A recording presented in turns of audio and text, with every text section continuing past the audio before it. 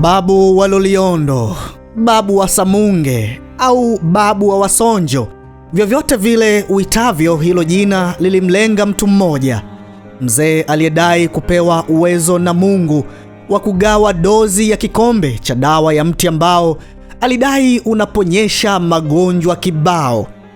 Watu wakasafiri kutoka nchi mbalimbali kwenda kwenye kijiji kilicho ndani ya wilaya ya Ngorongoro mkoani Arusha. Wengi waliacha dawa. Nusu ya wale tulienda nao kwa gari lisikia wamedondoka, wamefariki.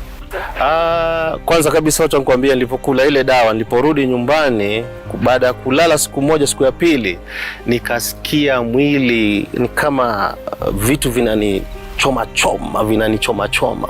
Sasa katika akili yangu nikasema hii dawa inaonekana inachapa vile virusi, kwa hiyo kazi yaendelea hapa. Miaka mingi baadaye, wakati ugonjwa wa korona unawaadhibu walimwengu, mzee akaendeleza moto wake kwamba dawa hiyo inazaba gonjwa hilo. Mungu amenihakikishia dawa hii ndio dawa ya korona. Huyu mzee alikuwa ni nani? Mafaili yanaonyesha kuwa kabla ya babu wa kikombe alianza bibi wa vidumu. Hili ni faili la kwanza kwenye seva katika wiki ya vidumu na vikombe ndani ya Power Breakfast ya Clouds FM. Hebu tuonje kwanza.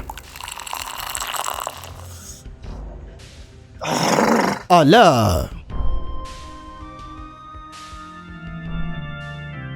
Agosti 25 mwaka 1989, katika ukumbi wa mikutano wa kanisa la Kiinjili la Kilutheri Tanzania KKKT ulioko Oldonyosambu wilayani Arumeru, kuna jambo zito lilikuwa linaendelea. Wachungaji zaidi ya 100 wa kanisa hilo waliketi huku wakitafakari makuu ya Mungu wakati wanamsubiri askofu mkuu wa dayosisi ya Kaskazini Kati, Thomas Laizer. Ingawa kulikuwa na viburudisho mezani kwa kila mchungaji, mkutano huo uliwapa uzito mioyoni mwao. Hawakuwa na raha, kwani siku hiyo ilitakiwa mmoja wao achaguliwe kwenda kuchukua nafasi aliyoiacha mchungaji Simeon Kiserian wa usharika wa Sonjo aliyefariki dunia. Na wengi hawakupendelea kwenda huko Samunge kwa sababu mazingira yalikuwa ni magumu, ni kijijini ndani huku asilimia kubwa ya watu wake kipindi hicho walikuwa wanaamini katika dini za jadi za Kiafrika zilizohusisha imani katika Mungu mmoja, kumbukumbu za mababu waliofariki ambao wanaweza kuathiri maisha ya walio hai, uwepo wa maeneo matakatifu ya matambiko pamoja na waganga na matabibu. Hawakupenda kwenda huko.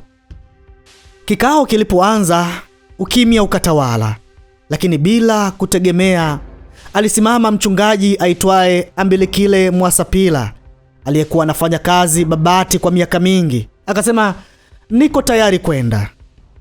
Hawakupiga makofi, lakini mioyoni walifurahi.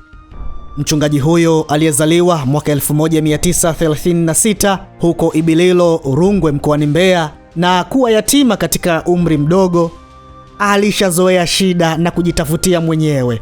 Kwa hiyo alikubali kwenda kuweka makazi ya kudumu Samunge. Akafika na akafanya kazi mpaka alipokuja kustaafu mwaka 2002. Alipostaafu, badala ya kuondoka, wengi walishangaa akibaki kuishi katika eneo ambalo linafikika kwa mbinde. Alipoulizwa, akadai kuwa Mungu amemwambia bado ana jambo naye. Ndani ya seva limekutwa chapisho lenye kichwa Babu wa Loliondo, Healing the Tensions Between Tanzanian Worlds, aliloliandika mwanateolojia nguli Profesa Mika Vahakangas. Ndani kuna maelezo kwamba mnamo Januari mwaka 1991, mchungaji Mwasapila aliota ndoto. Alimuona mwanamke mmoja hivi akimsogelea taratibu, lakini akiwa amedhoofika. Yule mwanamke alipomsogelea, akasikia sauti ya Mungu kimwambia, hebu mpe dawa yenu ili apone ukimwi. Mchungaji alipoamka akashtuka, dawa gani tena hii? Basi akaendelea na mishe zake mpaka miaka 18 baadaye, yaani mwaka 2009, akamuota tena yule mwanamke. vile vile. Basi baada ya hapo, ndoto zilizofuata zilimpa maelekezo yaliyomuongoza kutengeneza dawa ya kutibu maradhi kibao, tena sugu kama ukimwi, kansa, kisukari na mengineyo. Lakini kabla hajaanza kugawa dozi hiyo, alijitokeza bibi mmoja katika kijiji cha Mbulu wilayani Mbozi mkoani Mbeya, wakati huo kwa sasa ni mkoa wa Songwe. Bibi akawa anagawa maji ya ajabu kwenye vidumu. Mimi kwa jina naitwa Mashuhuri Ilonje Mwaweza. Mimi ndiye mwenyekiti wa hiki kijiji cha Mbulu. Ni kwamba yule mama kwanza alikuwa ni mganga tu, alikuwa ni mganga wa tiba mbadala tu hivi. Kuna watu wawili walikuwa wanakuja pale, sasa ilionekana ni madokta kutoka pale Uwawa, wakawa wanakuja pale Mbulu wanatatiza kwenda kule kwake kule. Sasa pale kuna vibanda pale, walitulia kidogo siku moja pale, tukawa na wauliza, wakasema jamani, kuhusu hizo dawa zake tumeona kwamba zinafanya kazi kidogo, tukiwapa wale wagonjwa wetu CD4 tunakuta zinashuka kabisa. Kwa kweli ikawa historia hiyo, kwa kweli watu walihudhuria wengi, ni kwamba mbali wakawa wanakuja kule. Maji aliyatoa wapi?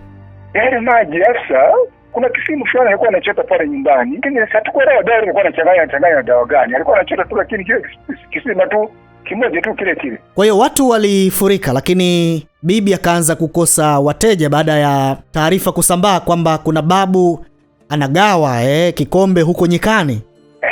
Ikapita miaka kama miwili au mwaka mmoja na hivi. Ndio tukasikia wanasema kuna mtu mwingine tayari ametokea, sijui ni Arusha, si watu huko, naye anatibu kama mtindo kama ule. Watu wengi wakapungua kule, ndio wakaelekea wengine kuelekea huko. Wasalipa sana, asante sana.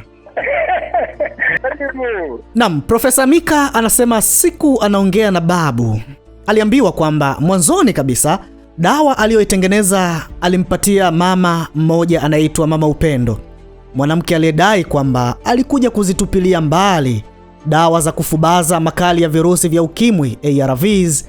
Baada ya dozi hiyo, taarifa zikaanza kusambaa kama upepo. Huyu akamwambia huyu akampigia simu yule. Watu wakaanza kufunga safari. Kabidi Askofu Thomas Laizer na maaskofu wenzake wawili wa kanisa hilo waende Samunge kujionea tiba hiyo.